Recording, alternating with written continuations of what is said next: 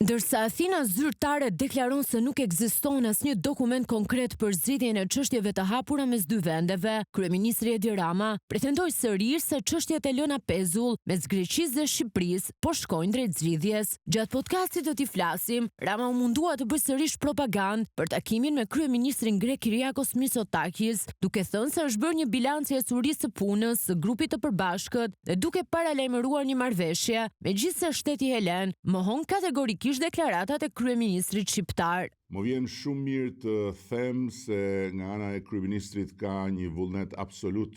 për të bërë pikërisht adresimin me prioritet të gjitha çështjet e bartura, për të konfirmuar brenda këtij viti përmes një dokumenti të ri të partneritetit strategjik natyrën shumë speciale të marrëdhënies mes dy vendeve, dhe nga ana tjetër për ta mbështetur Shqipërinë si gjithmonë me përjashtim të ndonjë momenti të vështirë në rrugën e